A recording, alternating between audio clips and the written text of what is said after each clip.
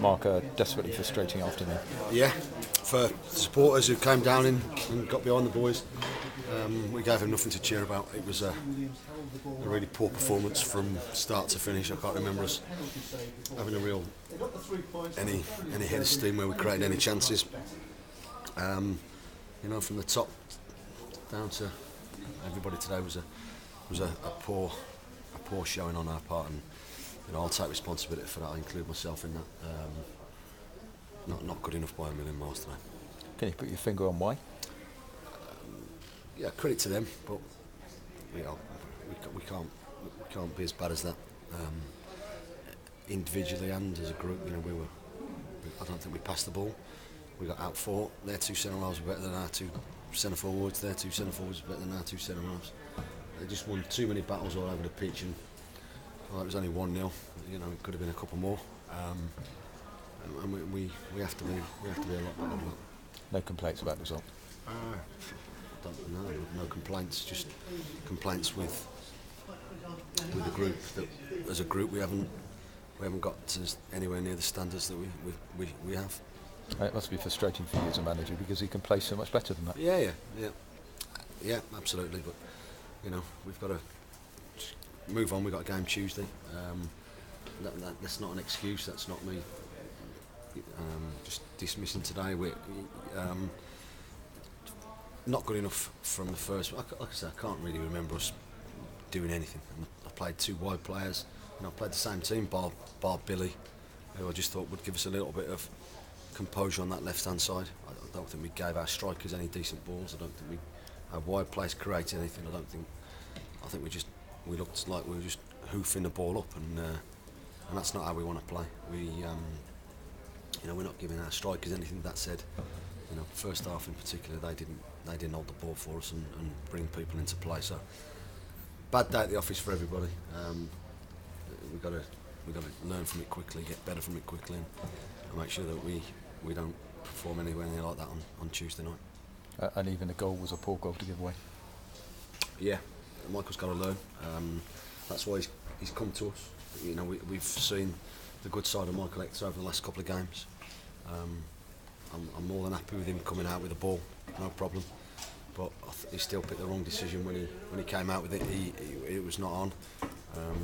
The 19 for them who dominated the middle of the park and just sort of broke us down every time we tried to play until Marlon came on. Won it, and it was a bad goal. Are you excluding Scott Brown from criticism? Did he did say penalties? I have no qualms with Scott. He made a great save in the first half from a header. He made the penalty save. He's not had too much more to do, but we've not given him enough protection. No, I don't include Scott in. But that said, he's part of us, and he's got to make sure his defenders defend better than they did. Some of our clearances second half were just inviting for them to come back and hit us. So it was a collective thing, and like I said, we've got to be better than that. You brought Marlon on. What's the latest on Marlon? Marlon's our player until I know any different, and that's pretty much all I want to say. He'll be involved in some part on Tuesday.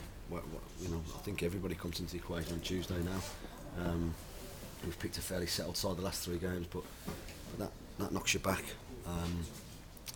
So we have to pick ourselves up. We have to make sure that if just because Rovers scored in the 95th minute against us, that can't affect us. If that, and I'm not saying that did, but it certainly seemed that way today. We didn't get started, and it didn't muster enough chances to get a draw. Never mind get anything out of the game. Mark, thanks so much indeed. Cheers. Mark, you pleased with Byron Harrison when he went on? Yeah, I thought we did well. Yeah. But we lose together, we win together. We do everything together, and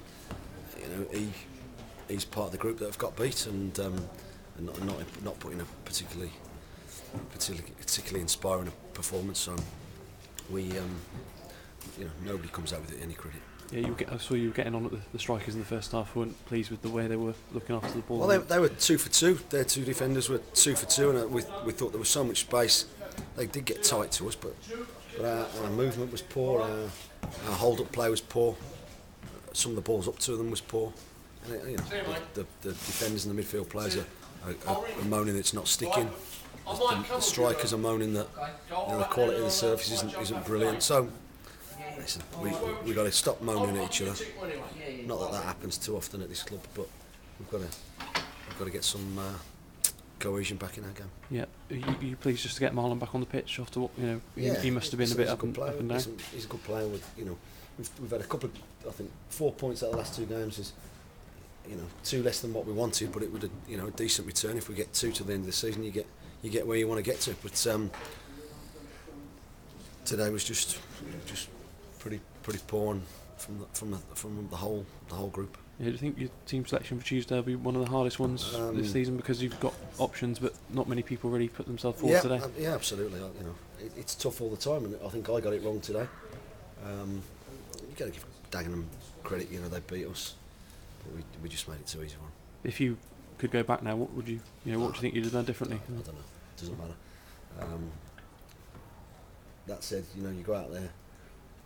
We just got out fought and outran, and you have, if you come to a John Steele side and don't compete and don't be strong and take the game to them, you're going to get found out, and we did today. Yeah. Okay. Cheers, Mark. Thank you.